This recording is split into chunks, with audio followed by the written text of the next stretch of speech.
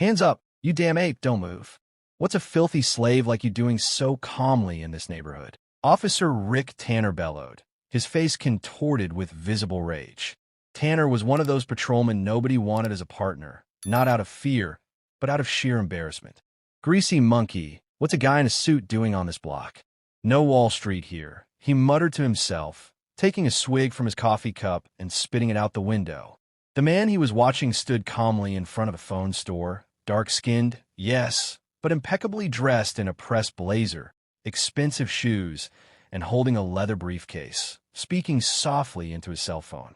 For Rick, this composure was a profound provocation.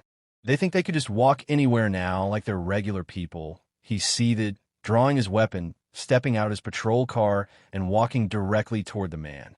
No warning, no request for ID, nothing. He raised his gun as if confronting a hardened criminal and screamed, his voice thick with prejudice. Hands up, black man on the ground. The man looked up, surprised. He didn't drop, he didn't run.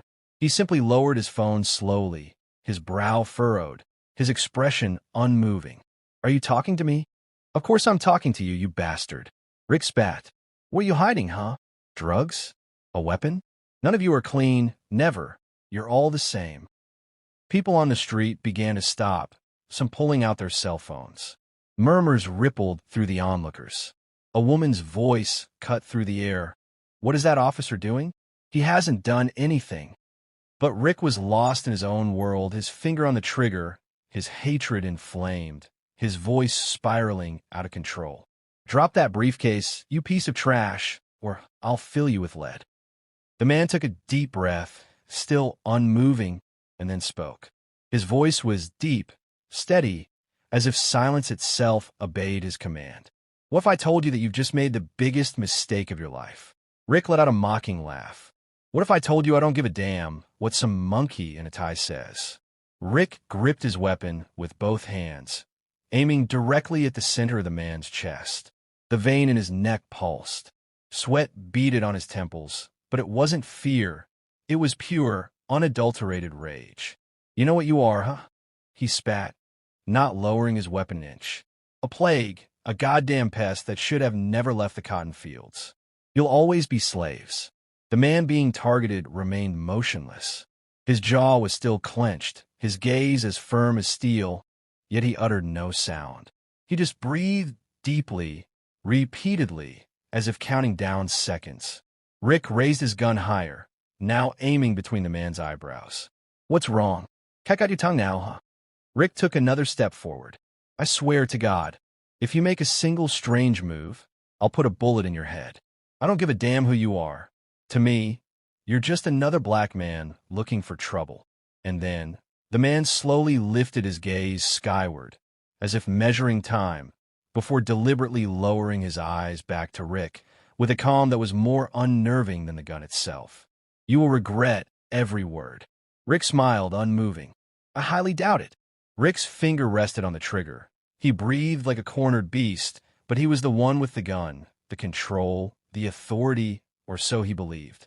The man in front of him remained still, not trembling, not backing down. His silence was a challenge, and it sickened Rick. Just a few yards away, a woman inside a grocery store held her phone, hidden behind the glass door. Her voice was urgent, low, but clear. He's pointing a gun at an unarmed man. Yes, a pistol. No, there's no provocation. The officer is shouting horrible things. I don't know who the man is, but please come quickly. This is going to end badly. Rick knew nothing of that call. The man's hands remained still, his gaze fixed on the officer's, as if waiting for something to break. Perhaps his patience, or the trigger. And it broke. I've had enough of you, you damn nigger. Rick shrieked beside himself. You're just a pest to society. And without warning, he fired. The detonation ripped through the air like a whip crack. The man took a step back from the impact. The shot had struck his left shoulder. His blazer instantly soaked crimson. He dropped to his knees with a deep groan, a sound more of containment than pain, clutching his wound with his other hand, gritting his teeth. Rick looked down at him as if he had just squashed an annoying insect. There, that'll teach you to show some respect, trash. The street fell utterly silent. Only the distant wail of an ambulance and the rapidly approaching sirens of several patrol cars could be heard. Rick didn't react immediately. He was breathing heavily, his weapon still raised, staring at the man on the ground as if he couldn't believe it wasn't over yet. Then he heard his patrol car radio squawk, an agitated voice crackling through. Unit 34, put down your weapon. I repeat, put down your weapon immediately. Rick frowned, confused for the first time, taking a step back and looking both ways. The sirens were upon them, lights reflecting off storefronts, tires squealing as two patrol cars and an unmarked van screeched to a halt. Several agents spilled out, all armed, all pointing not at the wounded man but at Rick. On the ground, Tanner. Now, drop the weapon, drop it. You've got a man wounded. That's an illegal shot. Rick looked around, bewildered. His hand remained firm on the pistol. He took another step back, then another. He couldn't believe it. What the hell are you doing? He's the suspect. He's a damn black man. I'm the law here. On the ground. Everyone shouted in unison.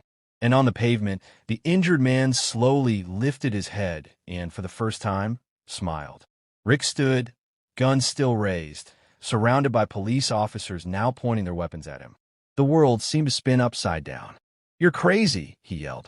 He's a black man in a suit. That doesn't make him innocent. You don't know who I am. One of the agents, his bulletproof vest straining with adrenaline, approached slowly. He gritted his teeth and barked. Put the weapon down, Tanner, right now. You're under arrest for excessive use of force and unjustified shooting against an unarmed civilian. He wasn't just any civilian. Rick shouted back, taking another step. Those black guys are scum. They act educated, but they're all the same. He provoked me. On the ground, another agent bellowed. Last warning. Rick trembled, not from fear, but from a raging fury, an ancient hatred he no longer knew when it had first taken root within him. On the ground, the man was bleeding. His left blazer was soaked. He tried to move, but struggled. Pain etched on his face, yet his eyes remained fiercely alight. One of the agents, not aiming at Rick, ran to him, knelt, and began to check the wound. We need to get him out of here now, he yelled to the others. The shot grazed his lung. I need an ambulance in 2 minutes or less. But the man clutched the agent's arm tightly, panting.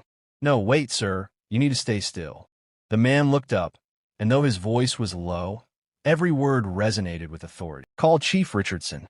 Tell him I'm the one who signed the federal order against Precinct 8. The man lay on the pavement, bleeding but calm.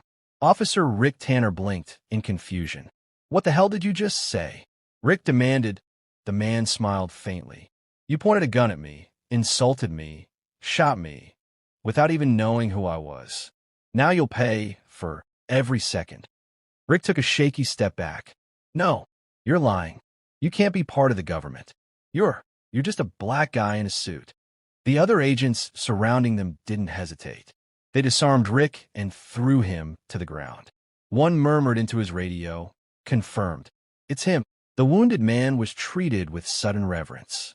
Sir, the ambulance is on the way. Stay calm. That's for me to say, the man replied through gritted teeth. At T. Kings County Hospital, doctors worked frantically. The bullet had narrowly missed his lung. A nurse froze. Doctor, this man works for the Department of Justice. Then he better not die, the doctor replied grimly. Meanwhile, a colonel received a classified document from Washington. Name, Alan Harris. Principal Auditor, Department of Justice. Tasked with investigating abusive and racist police departments. Rick Tanner, the officer who had just shot him, had unknowingly become the perfect face of the corruption Harris came to expose at T2:13 a.m. Rick sat in a cold cell, handcuffed and pale, stripped of his uniform and authority. An agent placed a folder on the table, complaints, transcripts, slurs, and abuses, all tied to him. They're going to destroy me, Rick whispered. No, the agent replied. You destroyed yourself. At 8:02 a.m., Alan Harris stood by his hospital window, arm bandaged. A message popped up on his phone. The press knows nothing. We're ready to leak. He typed back. Not yet. I want to be on my feet when it breaks. A young officer entered. Sir, will you continue the audit? I didn't come here to watch, Harris said. I came to clean house. One last question. How did you know Tanner was like that? I didn't, Harris replied. But I didn't need to provoke him. My existence was enough. Next day, 11 a.m., press conference, DOJ headquarters. Alan Harris walked to the podium. Cameras flashed. Yesterday, I was shot by a police officer while performing my duties. He didn't know my name, my title, or why I was there. But he knew I was black, and that was enough. He paused. As of today, a federal investigation into Precinct 8 is formally underway. All officers will be audited. All cases reviewed. Racism and abuse of power will be prosecuted as federal crimes. The room erupted in flashes and murmurs. I didn't come here to make speeches, Harris concluded. I came to tear out the rot. And this is just the beginning. Weeks later, Rick Tanner sat silently in his prison cell. A letter arrived, bearing the seal of the Department of Justice. One sentence was highlighted. You were not the victim of a mistake. You were the example. He didn't scream. He didn't speak, that he simply trembled.